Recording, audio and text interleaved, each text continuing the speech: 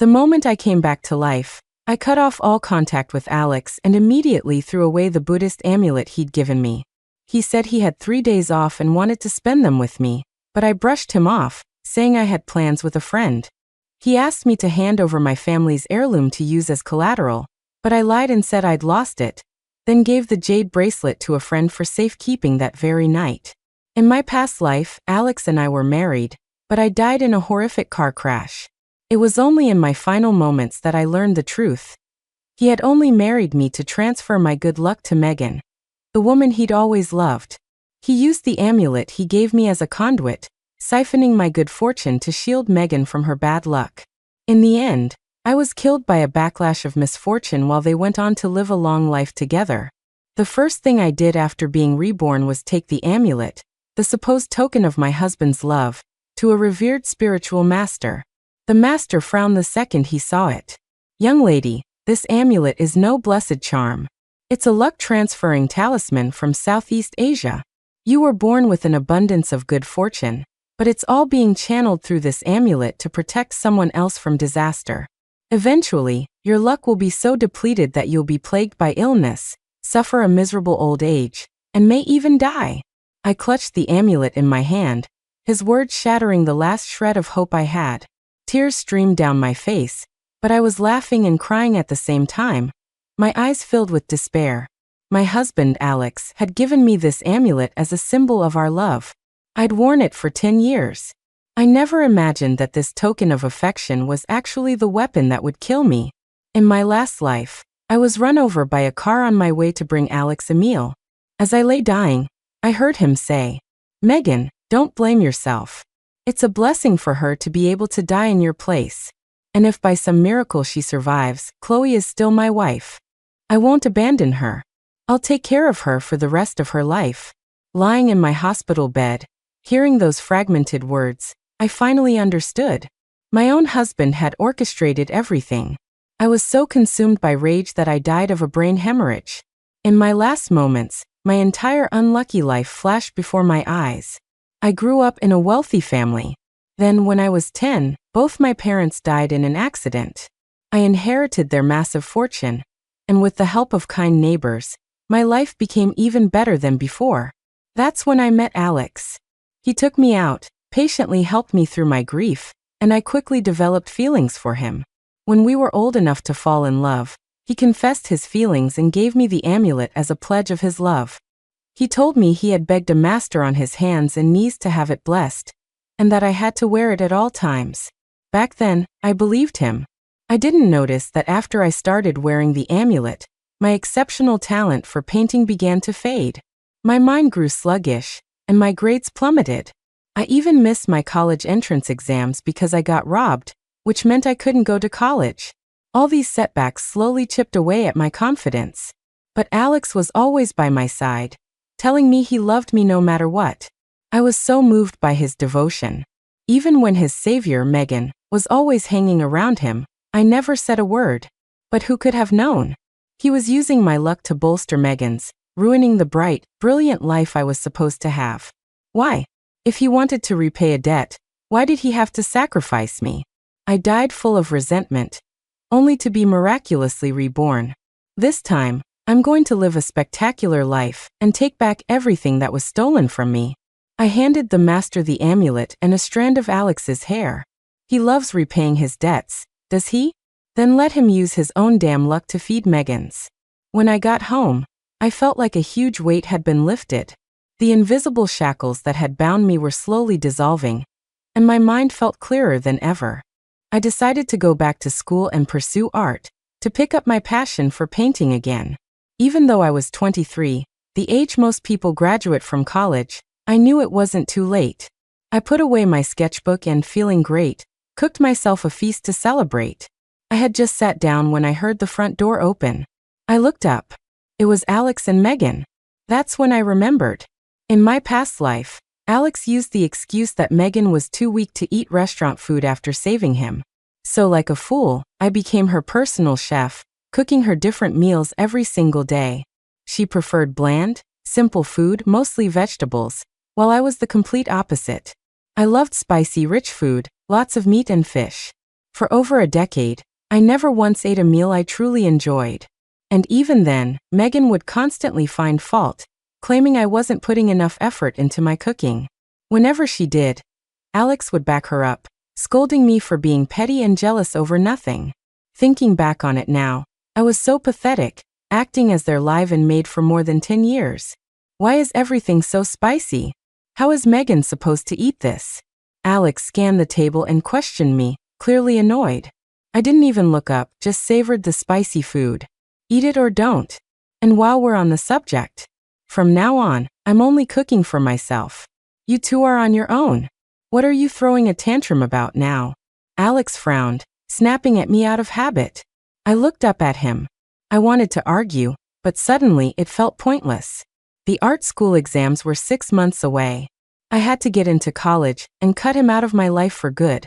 I quickly swallowed my last bite, got up from the table, and walked away without giving him a second glance. My unusually cold attitude seemed to startle him, and a flicker of panic crossed his face. Megan chimed in with her gentle, comforting voice. It's just one meal. Maybe she's just in a bad mood today. We can go out to a restaurant. It's no big deal. I'm sorry you have to eat out this time, Alex told her. I'll have a talk with Chloe tonight and tell her to stop being so jealous. That evening, I was studying for my entrance exams when I heard footsteps. I quickly hid my books. What do you want? I asked, looking at Alex coldly. He saw the indifference in my eyes, and the scolding words he'd prepared died in his throat. He cleared his throat, suddenly feeling a little flustered. The institute is closed for 3 days. Where do you want to go? I'll take you. Now that was a surprise. He actually wanted to spend time with me? I remembered how in my last life, all his free time was spent with Megan. He took her on trips to see mountains and oceans while I was always stuck at home, buried in endless chores. I used to beg him to take me out, but the answer was always the same. I'm busy. Some other time. Eventually I understood. He didn't want to be seen with me. He was probably embarrassed. A top researcher married to a woman with only a high school diploma. No thanks. I already made plans to go shopping with Zoe. I made up a random excuse to get rid of him. The things I once begged for, I no longer needed. I want to go to sleep. If you have something else to say it now, I urged, anxious to get back to my books. Alex hesitated before finally speaking.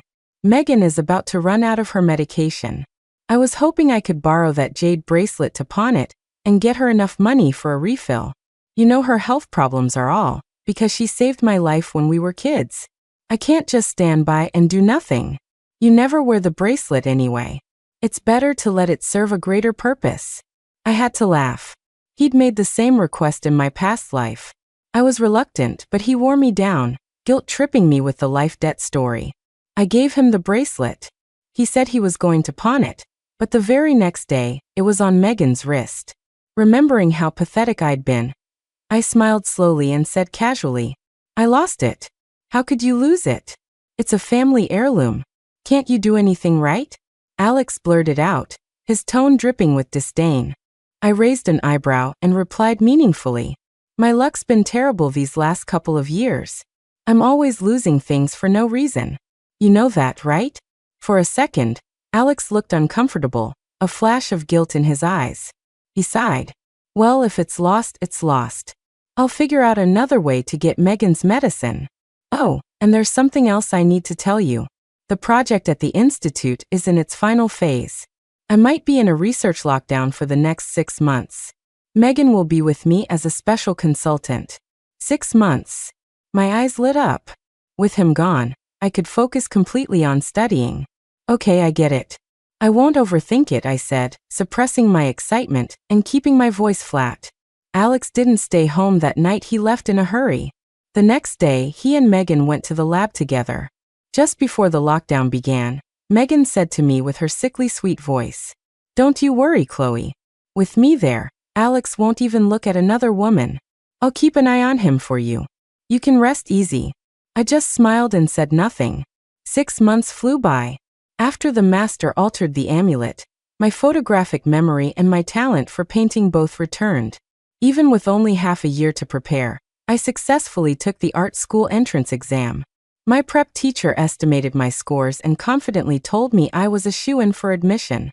After the exam, I cleaned the house, packed up everything that belonged to me, and went to find Alex with a set of divorce papers. The research institute had just ended its lockdown, so I walked right in.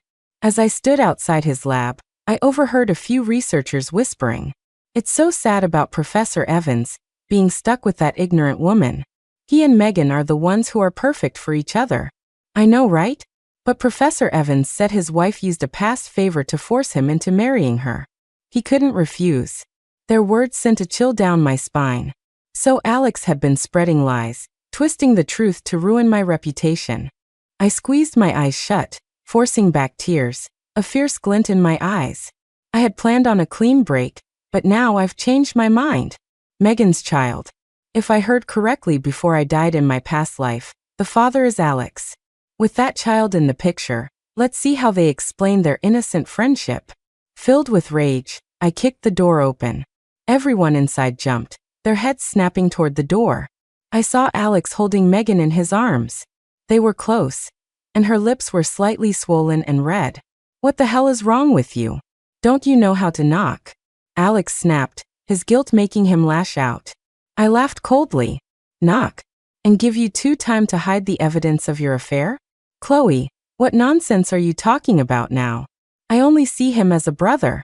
You shouldn't let your imagination run wild. Can't you feel how good Alex is to you every day?" Megan said, her face a mask of exasperated patience, as if she were dealing with a misbehaving child. I ignored her and fixed my gaze on a young woman in the corner. "I heard you outside. You said I used a life debt to trap him? And that I tore this perfect couple apart? Well, isn't it true? You used a childhood favor to force Professor Evans to marry you." The woman shot back. "Otherwise, why would a professor like him be interested in a woman who didn't even go to college? Take a look in the mirror. Do you really think you're good enough for him? Shut up." The girl's words and Alex's shout came at almost the same time. But the girl's resentment toward me was palpable, and before anyone could react, she had blurted out all the lies Alex had been feeding them. "Ha ha ha, I used a life debt to trap him." I laughed so hard that tears streamed down my face. Alex's face went pale. He pushed Megan away and walked toward me, trying to pull me into a comforting hug, but I slapped him across the face. I stared at him coldly and said softly, "Alex, you are a complete hypocrite." Wiping my tears, I stood up straight and spoke in a clear, firm voice. "Now all of you listen up. Megan is the one who saved Alex's life. And I was his childhood friend, though now I wish I'd never met him. I don't know what he's been telling all of you. But the one who came between us, the homewrecker, is Megan. Not me. And one more thing.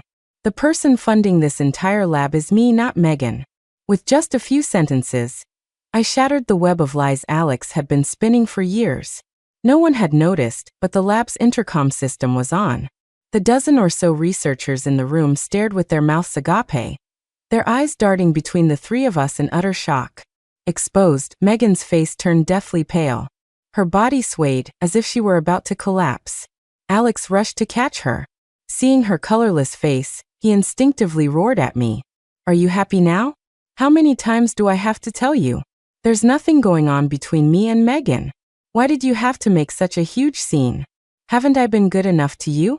The other researchers were stunned by his outrageous words. But I just managed a smirk.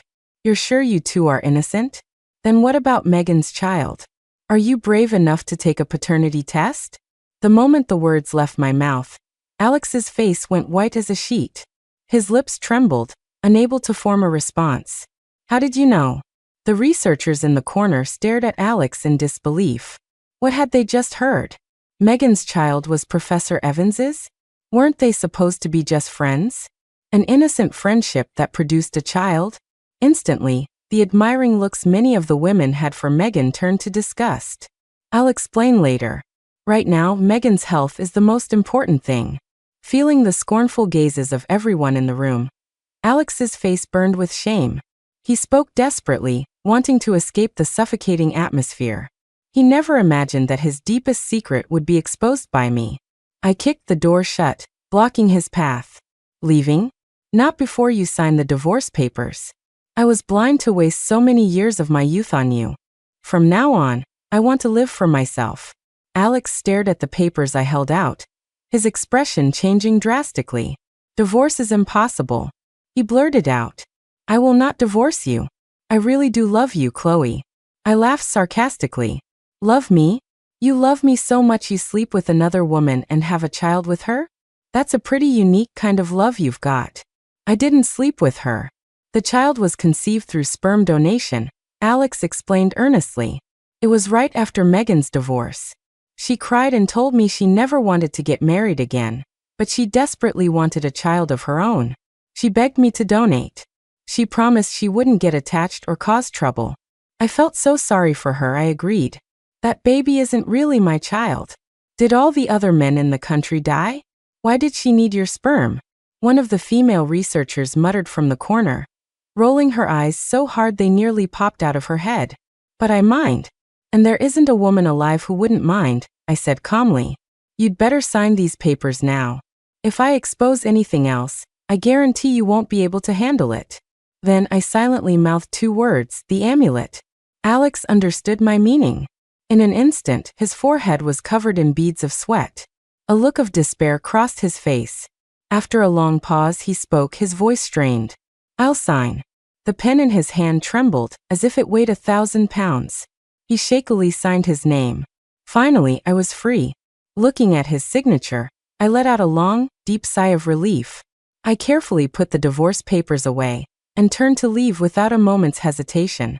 Before coming here, I'd already booked a 6 p.m. bus ticket to Boston.